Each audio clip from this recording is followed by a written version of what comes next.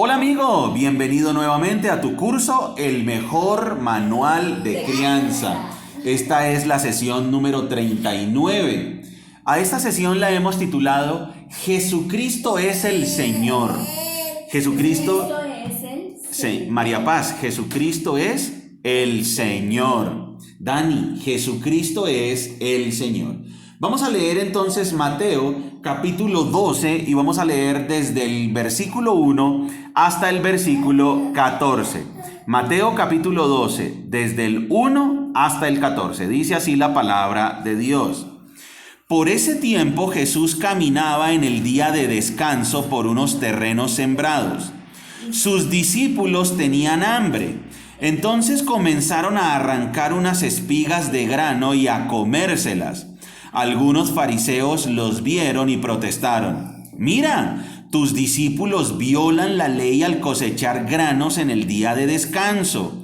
Jesús les dijo, ¿no han leído en las Escrituras lo que hizo David cuando él y sus compañeros tuvieron hambre? Entró en la casa de Dios y él y sus compañeros violaron la ley al comer los panes sagrados que solo a los sacerdotes se les permitía comer. ¿Y no han leído en la ley de Moisés que los sacerdotes de turno en el templo pueden trabajar en el día de descanso? Les digo, aquí hay uno que es superior al templo. Ustedes no habrían condenado a mis discípulos, quienes son inocentes, si conocieran el significado de la escritura que dice, quiero que tengan compasión, no que ofrezcan sacrificios, pues el Hijo del Hombre es Señor incluso del día de descanso. Luego Jesús entró en la sinagoga de ellos y allí vio a un hombre que tenía una mano deforme. Los fariseos le preguntaron a Jesús, ¿permite la ley que una persona trabaje sanando en el día de descanso?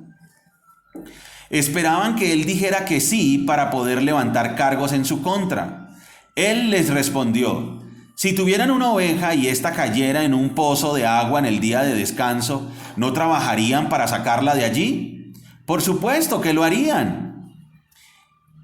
¿Y cuánto más valiosa es una persona que una oveja? Así es, la ley permite que una persona haga el bien en el día de descanso.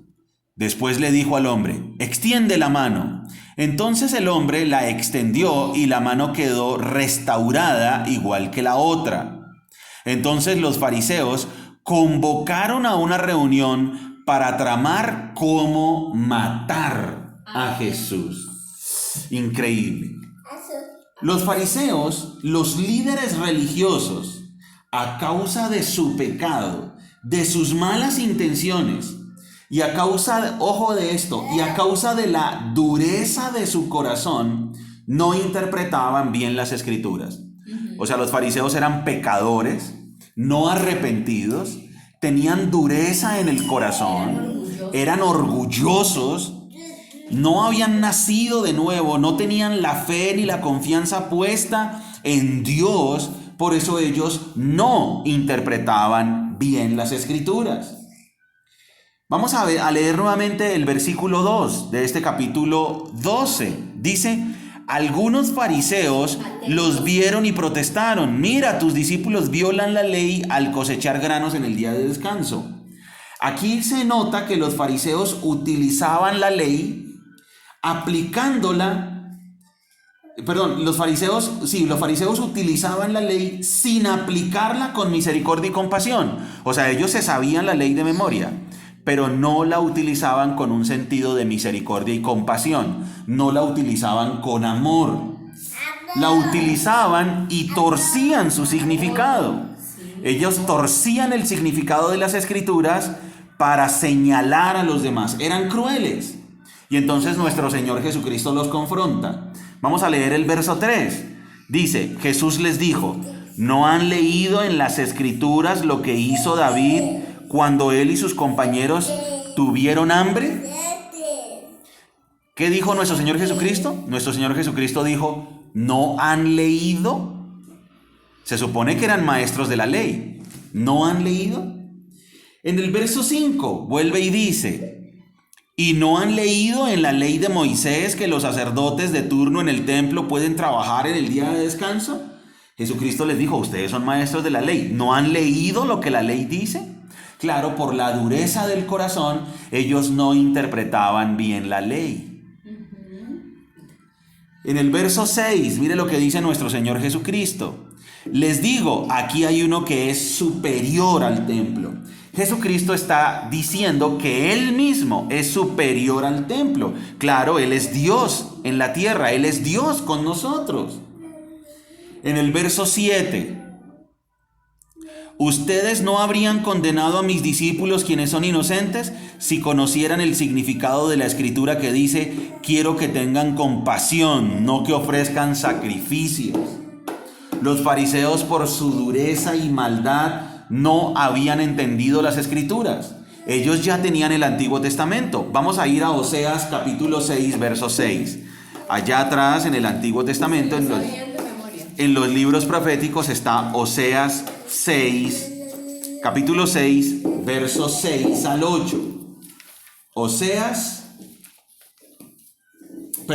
capítulo 6, verso 6, solo 6, 6. Dice así: quiero que demuestren amor, no que ofrezcan sacrificios, más que ofrendas quemadas, quiero que me conozcan. Claro. O sea, los fariseos habían pasado por alto el significado de estas escrituras. Dice, quiero que demuestren amor, no que me hagan sacrificios. Más que ofrendas, quiero que me conozcan. No se trata de una religión. Muy bien, María Paz. No se trata de una religión, se trata de una relación. Vamos ahora a Miqueas. Miqueas 6:6. Aquí también en los libros proféticos está Oseas, Joel, después Abdías, después Jonás, después Miqueas, allá en el Antiguo Testamento, libros proféticos. Miqueas capítulo 6, versículos 6 al 8. Este sí es 6, 6 al 8. Miqueas 6, 6 al 8. ¿Qué podemos presentar? Sí, ¿lo puedes leer? ¿Qué podemos presentar al Señor? Es una pregunta. ¿Qué clase de ofrendas debemos darle? ¿Debemos inclinarnos ante Dios con ofrendas de becerros de solo un año? ¿Debemos ofrecerle miles de carneros y 10,000 ríos de aceite de oliva? Otra pregunta. ¿Debemos sacrificar a nuestros hijos mayores para pagar por nuestros pecados? ¿Sí, no? Sí, verso 8. Dice, no. Oh pueblo, el Señor te ha dicho lo que es bueno y lo que Él exige de ti. No hagas lo que es correcto. ¿Qué hagas? Que hagas lo que es correcto. Que ames la compasión y que cambies humildemente con tu Dios. Y que camines humildemente con tu Dios. Entonces aquí el pueblo está diciendo, el profeta está diciendo, está haciendo un llamado al arrepentimiento. Está confrontando el pecado de la nación y está diciendo, ¿qué le podemos presentar al Señor? ¿Debemos traerle ofrendas? ¿Debemos inclinarnos? ¿Debemos traerle becerros? Bueno, hagamos un sacrificio, traigamos a nuestros propios hijos, sacrifiquémoslos. Eso es lo que Dios quiere. Y entonces el profeta le dice al pueblo, no. Oh pueblo, el Señor te ha dicho lo que es bueno y lo que Él exige de ti. ¿Qué es lo que Dios exige de nosotros? Que hagamos lo correcto, que amemos la compasión y que caminemos humildemente con Dios. Eso le dijo Dios al pueblo. Y los fariseos lo habían anulado, ellos no habían entendido, habían pasado por alto esta escritura por causa de su dureza. ¿Qué estaban mostrando cuando criticaban a los discípulos? Falta de compasión, estaban mostrando dureza. Y entonces por eso nuestro Señor Jesucristo les dice, en la ley de ustedes está escrito, yo no quiero sacrificios, yo quiero es misericordia y compasión. Vamos nuevamente a Mateo capítulo 12. Nuevamente capítulo 12. Recordemos, ¿por qué los fariseos estaban criticando a los discípulos? Porque eran duros de corazón, porque no se habían arrepentido. Por eso criticaban a los discípulos. Vamos a leer Mateo capítulo 12, versículo 8.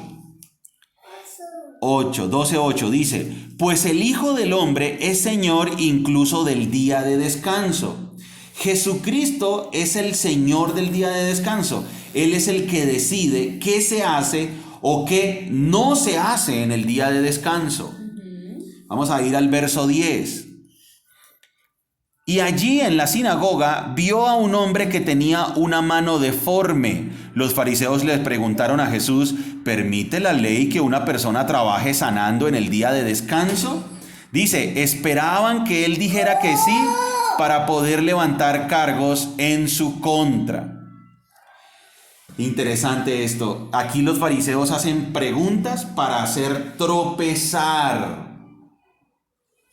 Hay personas que no preguntan para aprender, sino para tender trampas. Hay personas que se acercan con una pregunta capciosa, con una pregunta malintencionada. Esos son hipócritas que realmente no quieren aprender, sino quieren es tender una trampa o entrar en un debate interminable que no tiene sentido. O exhibir lo poquito que saben, como dice el profeta. Para mostrar su orgullo y su necedad también, así es, Margie. Vamos ahora al verso 14. Entonces los fariseos convocaron a una reunión para tramar cómo matar a Jesús. Aquí los líderes religiosos muestran su verdadero corazón, putrefacto y malvado. Mostraron de qué están hechos. Y egoísta. Aquí ya lo quieren es matar. O sea, llega el colmo del rechazo. Ya quieren asesinar al autor de la vida. Quieren asesinar al Salvador. No tienen ninguna razón, pero lo quieren matar. ¿Por qué lo quieren matar? Por su pecado y por su corazón no arrepentido. Bien, vamos ahora a leer del 15 hasta el 21. 15 al 21. Pero Jesús sabía lo que ellos tenían en mente. Entonces salió de esa región y mucha gente lo siguió.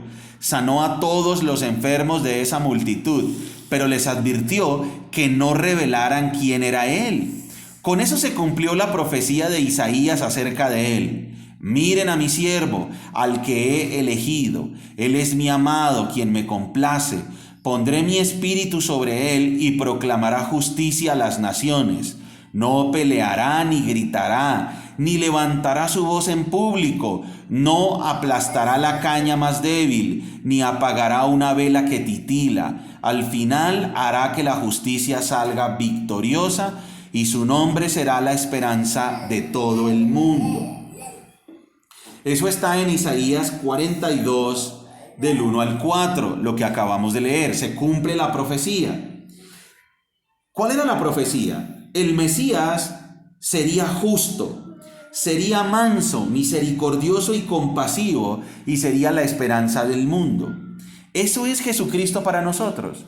Jesucristo es justo, Jesucristo es manso, Jesucristo es misericordioso y Jesucristo es compasivo. Jesucristo es nuestra esperanza. Vamos a leer ahora del versículo 22 al 37. Luego le llevaron a Jesús a un hombre ciego y mudo que estaba poseído por un demonio. Jesús sanó al hombre para que pudiera hablar y ver. La multitud quedó llena de asombro y preguntaba, ¿será posible que Jesús sea el hijo de David? Miren lo que la multitud ya empieza a preguntar. ¿Será posible que Jesús sea el hijo de David, el Mesías? Pero cuando los fariseos oyeron del milagro, dijeron, con razón puede expulsar demonios. Él recibe su poder de Satanás, el príncipe de los demonios. Jesús conocía sus pensamientos y les contestó, todo reino dividido por una guerra civil está condenado al fracaso. Una ciudad o una familia dividida por peleas se desintegrará. Si Satanás expulsa a Satanás, está dividido y pelea contra sí mismo. Su propio reino no sobrevivirá. Entonces, si mi poder proviene de Satanás, ¿qué me dicen de sus propios exorcistas, quienes también expulsan demonios? Así que ellos los condenarán a ustedes por lo que acaban de decir. Sin embargo, si yo expulso a los demonios por el Espíritu de Dios, entonces el reino de Dios ha llegado y está entre ustedes. Pues, ¿quién tiene suficiente poder para entrar en la casa de un hombre fuerte como Satanás y saquear sus bienes? Solo alguien aún más fuerte, alguien que pudiera atarlo y después saquear su casa. El que no está conmigo, a mí se opone, y el que no trabaja conmigo, en realidad trabaja en mi contra.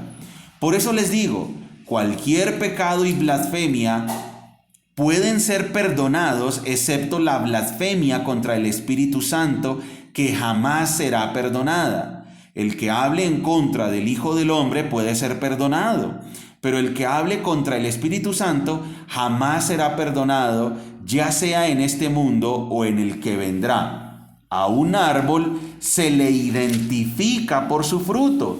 Si el árbol es bueno, su fruto será bueno. Si el árbol es malo, su fruto será malo. Camada de víboras. ¿Cómo podrían hombres malvados como ustedes hablar de lo que es bueno y correcto? Pues lo que está en el corazón determina lo que uno dice. Una persona buena produce cosas buenas del tesoro de su buen corazón, y una persona mala produce cosas malas del tesoro de su mal corazón. Les digo lo siguiente: el día del juicio tendrán que dar cuenta de toda palabra inútil que hayan dicho. Las palabras que digas te absolverán o te condenarán. En el verso 23 dice que la multitud empezó a reconocer que Jesús era el Mesías. Pero el verso 24 trae un contraste. Por un lado la multitud dice, ¿será el Mesías? Y el verso 24 dice, pero cuando los fariseos oyeron del milagro dijeron, con razón puede expulsar demonios. Él recibe su poder de Satanás, el príncipe de los demonios. En contraste entonces, los líderes judíos, los fariseos, ahora sí llegan al colmo de su rechazo. Por un lado dicen que, o traman cómo matarlo, pero ahora llegan y dicen que es por el poder de Satanás que él está haciendo milagros. Y mira, Dani, este es el pecado imperdonable. Mira lo que dice, por favor lee el capítulo 12, versículos 31 y 32. Por eso les digo, cualquier pecado y blasfemia pueden ser perdonados, excepto la blasfemia contra el Espíritu Santo, que jamás será perdonada. El que hable en contra del Hijo del Hombre puede ser perdonado, pero el que hable contra el Espíritu Santo jamás será perdonado, ya sea en este mundo o en el que vendrá. Esto sí es entonces el pecado imperdonable, el pecado de los fariseos, de los líderes judíos. Resulta que está Dios mismo entre ellos, Dios el Hijo, con el poder del Espíritu Santo. Y el colmo es atribuirle al diablo las obras del Espíritu Santo. O sea, está el Espíritu Santo obrando, está el Espíritu Santo haciendo milagros. Y entonces los fariseos dicen, no, ese es el poder de Satanás el que hace milagros. Eso es un pecado imperdonable, la blasfemia contra el Espíritu Santo. Atribuirle a Satanás las obras del Espíritu Santo es el colmo del pecado, es el colmo de la maldad. Vamos a leer los versos 33 al 37. A un árbol se le identifica por su fruto. Si el árbol es bueno, su fruto será bueno. Si el árbol es malo, su fruto será malo. Camada de víboras, ¿cómo podrían hombres malvados como ustedes hablar de lo que es bueno y correcto?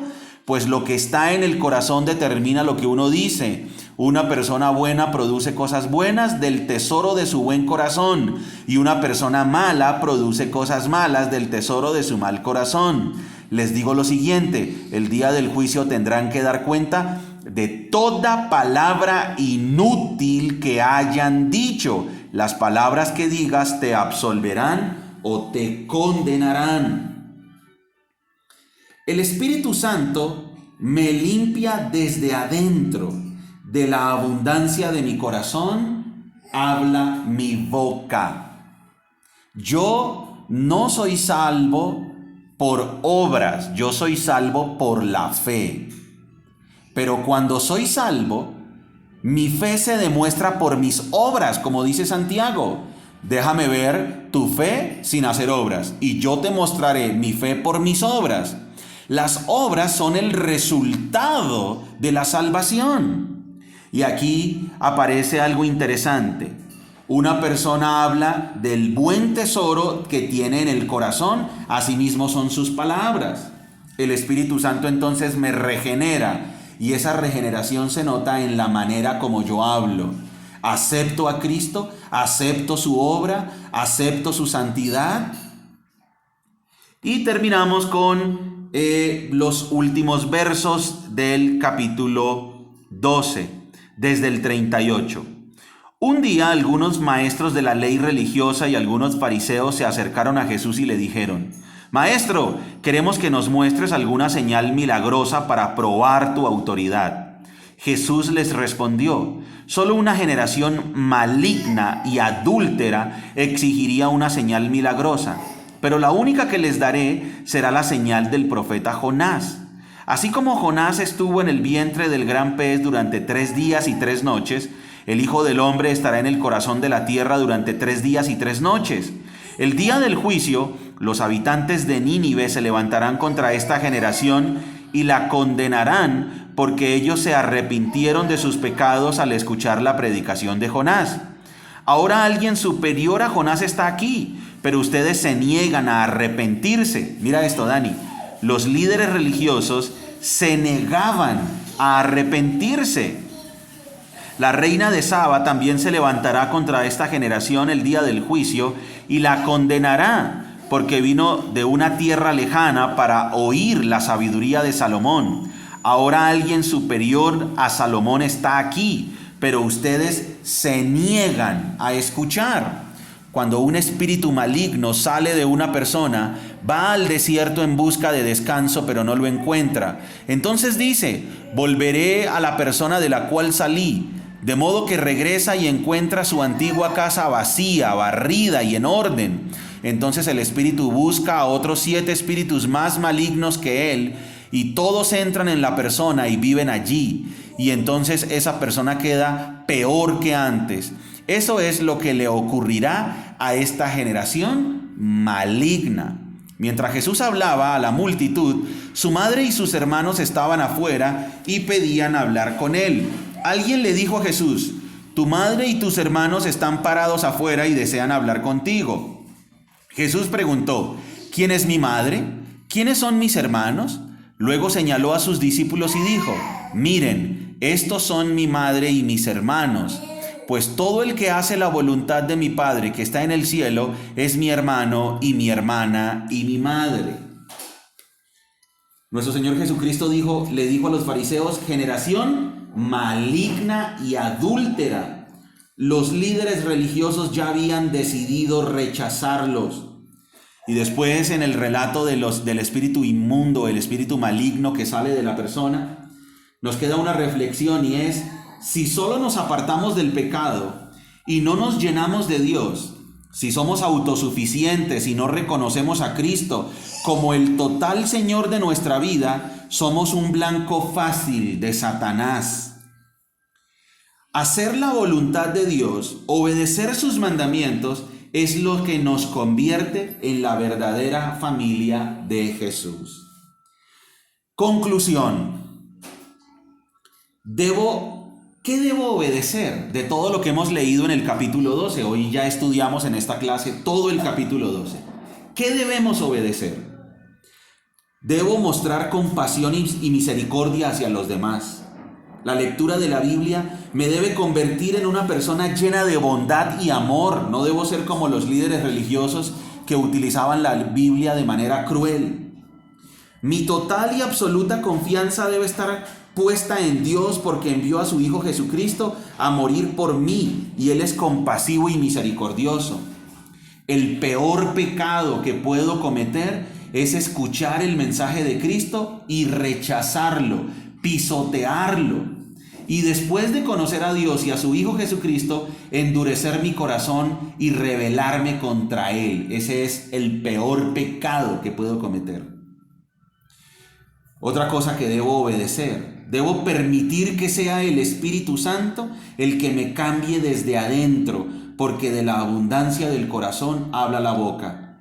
Y por último, la obediencia a la palabra de Dios es la que me hace ser amigo de Jesucristo y estar en comunión con Él.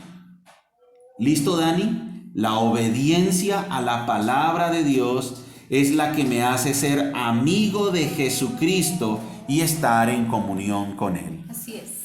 Bueno, mi querido amigo, es nuestra oración de que este capítulo número 12 sea un capítulo en el que tú reflexiones en el Evangelio de Mateo, que lo puedas llevar a la práctica y que lo más importante cuando hagas una lectura bíblica, como lo hemos aprendido en el curso El Mejor Manual de Crianza, es ¿qué debo obedecer? Yo me llevo muy en el corazón esto, y es la obediencia a la palabra de Dios es la que me hace ser amigo de Jesucristo y es la que me hace tener comunión con Él. La obediencia a la palabra de Dios. Las obras demuestran si soy salvo. Las obras demuestran si soy hijo de Dios. Las obras demuestran si el Espíritu Santo vive en mí. Y recuerda que somos Margie y Daniel, familias saludables, familias que se enfocan en lo importante. Muy bien, querido amigo. Chao.